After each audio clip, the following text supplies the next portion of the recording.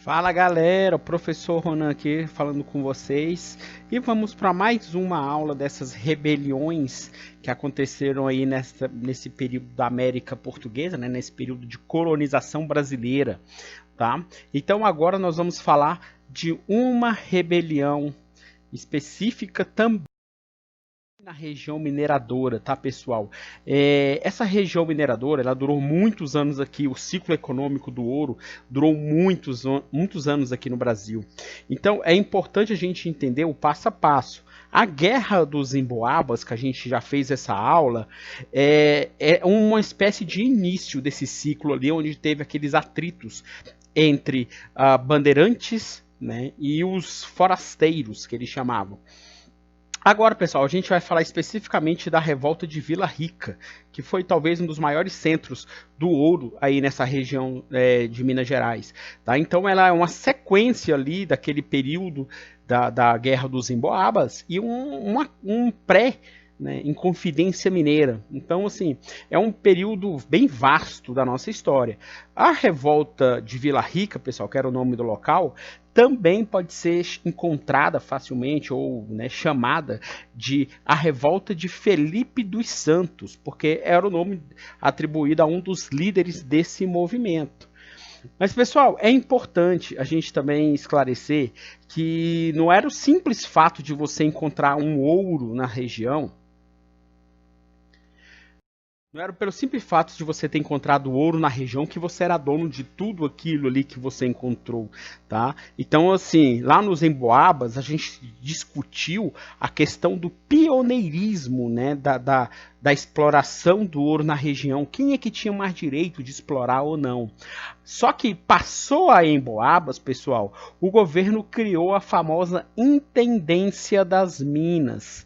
Tá? Então, assim, agora quem controla toda aquela região, a partir do ano que ela foi criada, né, de 1702, quem controla toda aquela região é um cara agora, é o intendente. Né? É um cara nomeado pelo governo de Portugal e ele decide tudo ali sobre aquela região. Inclusive, pessoal, sobre vida e morte das pessoas dessa região. Aqui eu trouxe para vocês, ó, deixei até a legenda ali embaixo, seria uma espécie das balanças, né, que eram os instrumentos utilizados para medir e pesar o ouro em pó naquele período. Então eu achei essa imagem bem interessante, coloquei ele aí para vocês, era um instrumento de pesagem, né. Então, pessoal, a Intendência das Minas foi criada em Minas Gerais, lá pelo governo português, no ano de 1702. Um dos objetivos da coroa portuguesa, pessoal, era controlar a exploração do ouro. Então Portugal queria muito centralizar, enviar esse ouro para o Rio de Janeiro, para poder enviar esse ouro aí para Portugal. E lá de Portugal, né, depois seguir para Inglaterra. Tá? Então, uma das atribuições aí da Intendência das Minas também era cobrar os tributos, cobrar os impostos. E, pessoal, era uma espécie de júri também, de juiz. Eles julgavam todos os crimes praticados naquela região. Então, essas aí eram as principais atribuições da Intendência das Minas. Pois bem, pessoal, a partir de 1702, a vida, né, das pessoas que encontravam ouro ficou um pouco mais complicada, ficou mais complexa, vamos dizer assim. Então, você achava o ouro, você não era, como a gente citou aqui, dono de toda aquela região. Você tinha um protocolo a seguir. Claro, um protocolo legal. Depois a gente vai falar um pouco da ilegalidade. Então, se você quer seguir a lei, você tinha um protocolo a seguir. Que protocolo é esse, pessoal? Vamos lá. Depois que você encontra o ouro, a gente vai entender o que é datas, mas vamos entender a explicação primeiro. Depois que você encontra o ouro, como a gente está vendo aí na imagem, você é obrigado por lei a informar ao intendente, que era o cara que governava a região. A gente falou da Intendência das Minas. Então, o intendente ele deveria ser informado dessa sua descoberta.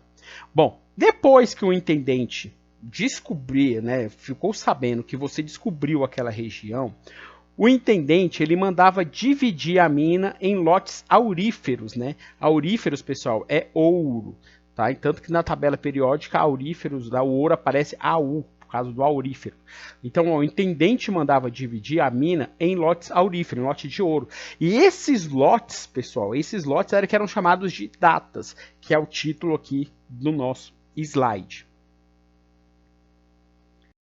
Bom, pessoal, continuando aí nas datas, que eram esses lotes auríferos, não é isso?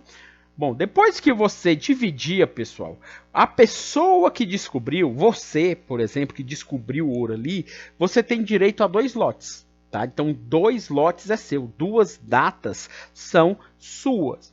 Uma data, pessoal, é do rei. O rei escolhe a data dele lá. Então, você escolheu 2, o rei vai escolher uma e o restante, galera, vai ser dividido entre os mineradores. E normalmente, pessoal, entre os mineradores brancos, tá? É importante deixar isso muito claro. Os brancos da região, tá? Ou, professor, eu não entendi muito bem como é que funcionou essa questão das datas. Então, beleza, vamos entender agora. Bom, imagine, pessoal, que essa tela branca aí que está na sua frente são as nossas datas, certo? Aliás, é um lote qualquer. E aí você vai e encontra um ouro nessa região. Então, o que você tem que fazer com essa região? Você é obrigado, por lei, a informar ao intendente, né? E o intendente, galera, ele vai dividir esse terreno todo em datas, né? Em lotes auríferos. Então tá aí a divisão feita pelo intendente. Ele dividiu em lotes. Ok, galera. Depois que ele dividiu em lotes, você que encontrou a região, o ouro nessa região, você tem direito a escolher 2, qualquer 2 que você quiser aí. Então imaginemos que escolhemos esses 2 aí para ficar mais fácil. Então esses 2 aí é seu, porque você achou o ouro. Um, pessoal, é do rei de Portugal. Então um lote é dele, ele escolhe qualquer lote que ele quiser. Os que sobrarem, pessoal, é dividido entre os garimpeiros brancos da região, tá? Isso aí são as famosas datas. Bom, pessoal, agora a gente vai entrar nas questões tributárias.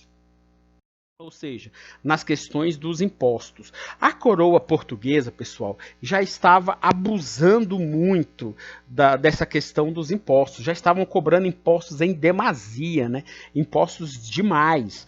Tá? E o principal imposto que mais assolava aí a vida do garimpeiro era o famoso quinto. Então, o que é um quinto, pessoal? Quinto equivale a 20%.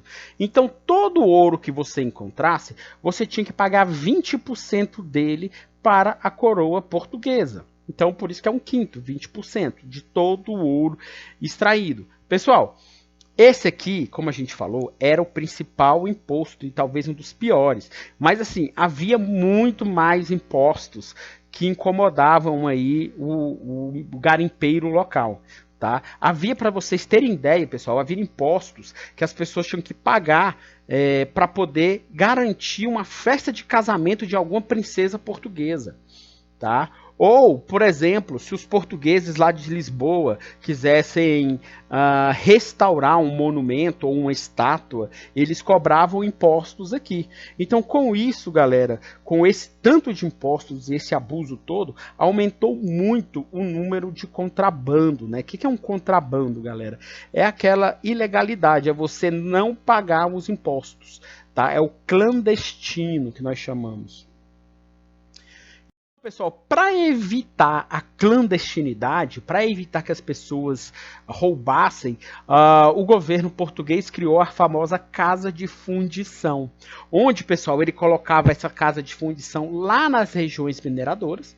E aí, quando você encontrava ouro, você já tinha que passar pela casa de fundição e levar o seu ouro lá, que ele ia derreter o ouro, ia colocar na forminha, onde esse ouro já era selado, como a gente está vendo aí nas extremidades do ouro, né? Então ele está selado, ele tem uma bolinha aí, ó, que é o selo da coroa portuguesa, e ele é quintado, né? Ele tem essas inscrições aí no meio da barra, mostrando que o imposto do quinto já foi pago.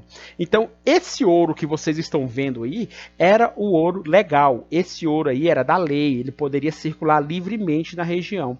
Qualquer outro tipo de ouro que não tivesse esse formato era considerado o contrabando.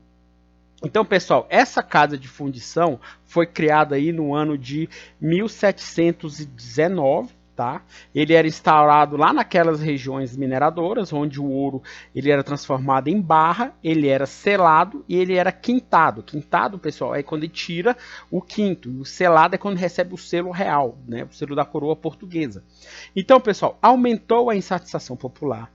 Tá? Por causa dos impostos, das altas dos preços dos alimentos, a população local já estava indignada com essa situação. Ainda aí, ó, falando sobre o ouro quintado nas casas de fundição, ó, já cobrava o quinto, né, quando eles faziam, e aí aumentou a insatisfação popular. Pessoal, como a gente falou, aumentou também muito o número de contrabando. Era muito comum, por exemplo, os mineradores que tinham escravos fazerem os escravos engolir o ouro, porque aí você tinha aquela opção. Depois que você passa pela casa de fundição, você esperava o escravo ou vomitar, ou nas suas fezes ele recuperava o ouro. O problema, pessoal, é quando o ouro não saía dos escravos. Era muito comum eles abrirem a barriga dele com a faca para poder encontrar o ouro que ele tinha engolido.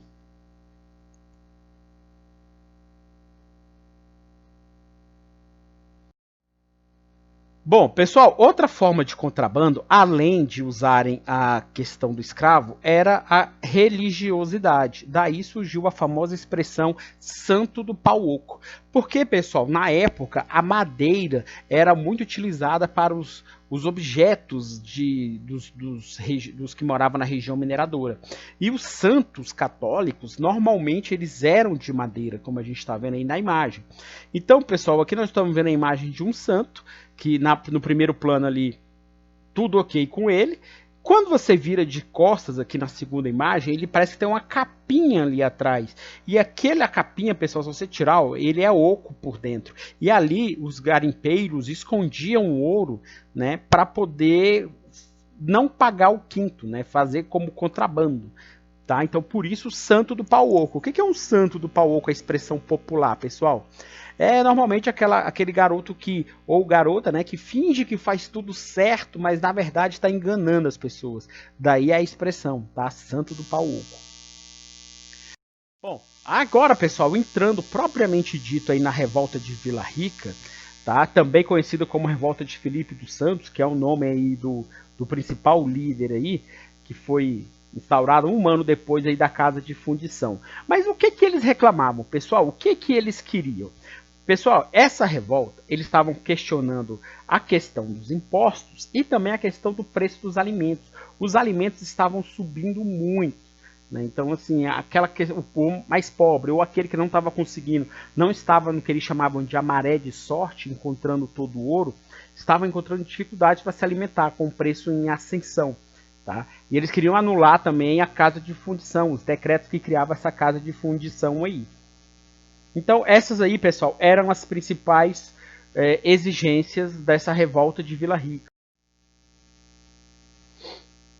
Como a gente já falou, né, aqui está a bandeira de Minas Gerais, ela aconteceu na região mineradora, e essa revolta, pessoal, foi duramente reprimida. Felipe dos Santos foi morto e esquartejado. Para vocês terem uma ideia, pessoal, ele teve parte do seu corpo feitos lá em pedaços e expostos, né, nessas ruas aí, jogados pela estrada, para servir de exemplo para ninguém mais fazer uma espécie de revolta contra a coroa portuguesa. Bom, aqui, pessoal, o governo criou agora a Capitania de Minas Gerais. Se você lembrar, na aula que a gente deu sobre a Guerra dos Emboabas, o governo, a coroa portuguesa, separou o Rio de Janeiro de São Paulo. Então, São Paulo e Minas Gerais continuou sendo uma capitania e o Rio de Janeiro se tornou outra. Agora, pessoal, com a revolta de Vila Rica, o governo separou São Paulo de Minas Gerais, no ano aí de 1720, após a revolta de Vila Rica. E aí, pessoal, a capital da capitania de Minas Gerais passou a ser a cidade de Vila Rica, ok?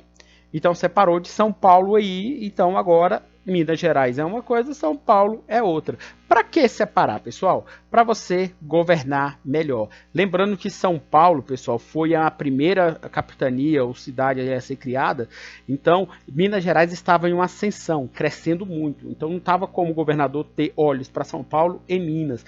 Então o governo português precisava de um olho mais atento na região mineradora. Por isso, eles separaram aí Minas Gerais de São Paulo. Bom, pessoal, com o passar do tempo, o governo também criou a Intendência dos Diamantes, né, no ano aí de 1734, quase 15 anos depois. Por quê, galera? Nessa região aqui, no chamado Arraial do Tijuca, hoje é conhecido como a cidade de Diamantina, circulava muito uma pedrinha transparente brilhosa. As pessoas não davam tanto valor, mas alguns padres europeus que circulavam na região, eles já sabiam, né? Eles descobriram que aquilo ali era diamante, porque eles já conheciam de outras regiões, principalmente, pessoal, os padres que vieram de Goa, na Índia, né? Então lá na Índia era comum. E aí, pessoal, eles começaram a estocar e perceber, né? A coroa portuguesa percebeu que tratava-se de diamante. Então, logo, a coroa portuguesa criou uma intendência para a região, que seria muito paralelo à intendência das minas, né, em relação ao ouro, mas aqui agora é para o diamante. Então, pessoal, na intendência dos diamantes também tinha aquela questão de dividir em lotes, né, agora de diamante, para explorar. Né, o senhor tinha direito, o rei tinha direito a um lote, a uma data, né? Também tinha isso aqui nessa região.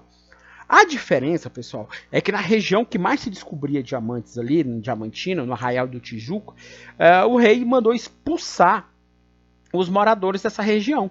Então eles foram convidados aí a se retirar dessa região ou morreriam.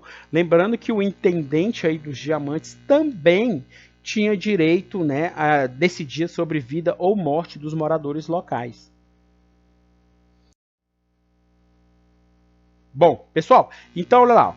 Então ela foi criada para administrar essas áreas ricas em diamantes e o intendente tinha essa decisão de vida ou morte aí da população. Então, pessoal, chegou o momento em que a coroa resolveu dar mais poder aos ricos portugueses que viviam na região, tá? Que eram chamados aí de contratadores. Então, alguns contratadores eram os responsáveis por comercializar diretamente os diamantes encontrados.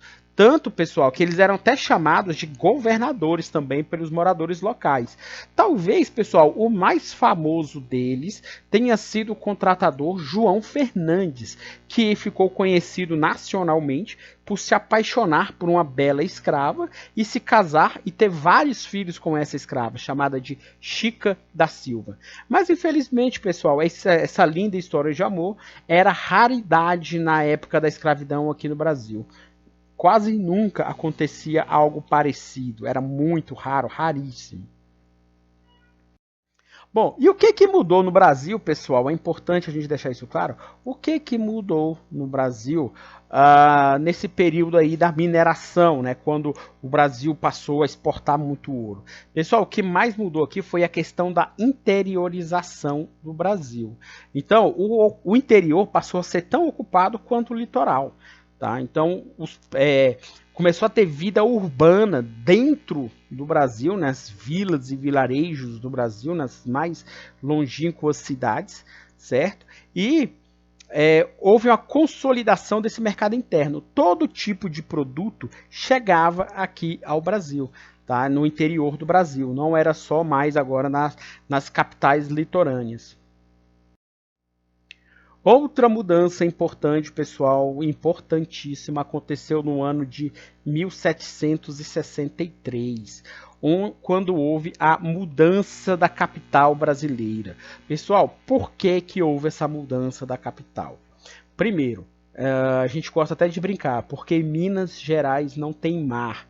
Então, pessoal, a capital Salvador estava distante da região onde se encontrou ouro, né? E a cidade mais estruturada e próxima daquela região era a cidade do Rio de Janeiro. Então, a coroa portuguesa resolveu trocar a capital de Salvador, lá na Bahia, para o Rio de Janeiro, para ficar mais perto da região litorânea, para ter mais controle, mais fiscalização sobre o ouro, e o porto do Rio de Janeiro era o único porto que poderia mandar ouro para Lisboa, para depois ir para a Inglaterra. Tá?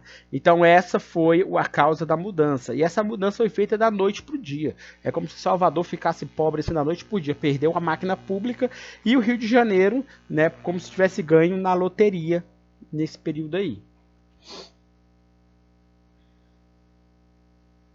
Bom, pessoal, e para a gente finalizar, como eu já havia dito para vocês na aula passada sobre a questão do pé de moleque, por exemplo, havia na região mineradora as famosas negras do tabuleiro, que eram aquelas também chamadas de escravas de ganho, que eram aqueles escravos que eram alugados para sair andando pelas ruas, talvez até o dia todo, para poder vender produtos feitos pelas donas de casa.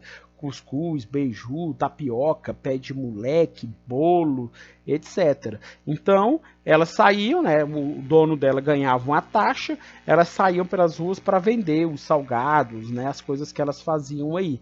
Então, era um outro tipo de escravidão que havia aqui no Brasil, que é o famoso escravo de ganho. Bom, pessoal, então é isso. Espero que tenham gostado. Tá? E vamos até a nossa próxima aula sobre esse mesmo tempo, que é a Inconfidência, sobre esse mesmo tema, que é a Inconfidência Mineira. Um grande abraço a todos e até a próxima.